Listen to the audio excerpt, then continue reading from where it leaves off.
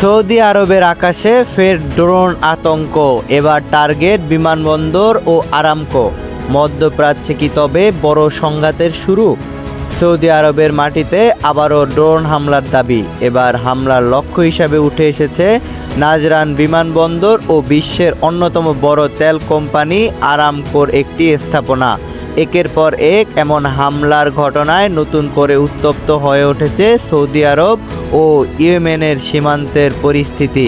CNN ও রয়টার্সের প্রতিবেদনে বলা হয়েছে, ইয়েমেনের ইরান সমর্থিত হুতিরা দাবি করেছে তারা নাজরান বিমানবন্দরের একটি সংবেদনশীল লক্ষ্য এবং আরামকোর একটি স্থাপনা লক্ষ্য করে দুটি ড্রোন হামলা চালিয়েছে।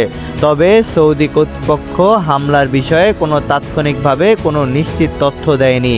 হুতিদের দাবি, ইয়েমেনের সাদা অঞ্চলের আকাশ সীমায় সৌদি ড্রোন প্রবেশের জবাব হিসেবেই এই হামলা চালানো হয়েছে।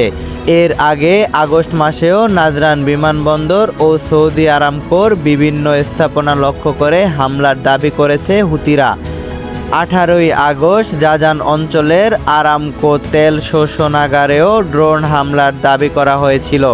সবচেয়ে উদ্বেগের বিষয় হলো, এই উত্তেজনা এখন শুধু সীমান্তে সীমাবদ্ধ থাকছে না।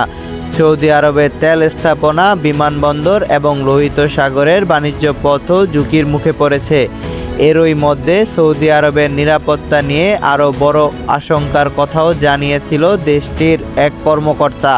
তার দাবি, ইরান সমর্থিত হুতি ও ইরাকের কিছু সশস্ত্র গোষ্ঠী সৌদি আরবের গুরুত্বপূর্ণ বন্দর, বিমানবন্দর ও জ্বালানি স্থাপনায় সমন্বিত হামলার পরিকল্পনা করতে পারে। ফলে এখন একটাই প্রশ্ন, ইয়েমেনের সংঘাত কি এবার সরাসরি সৌদি আরবের সঙ্গে বড় আকার যুদ্ধ রূপ নেবে? কারণ প্রতিটি নতুন ড্রোন হামলা পরিস্থিতিকে আরও জটিল করে তুলেছে। আর সৌদি আরবও নিরাপত্তা জোরদারের পাশাপাশি আঞ্চলিক প্রতিরক্ষার জোট গড়ে তুলেছে। মধ্যপ্রাচ্যের এই উত্তেজনা শেষ পর্যন্ত কোথায় গিয়ে থামবে, সেদিকেই এখন নজর পুরো বিশ্বের।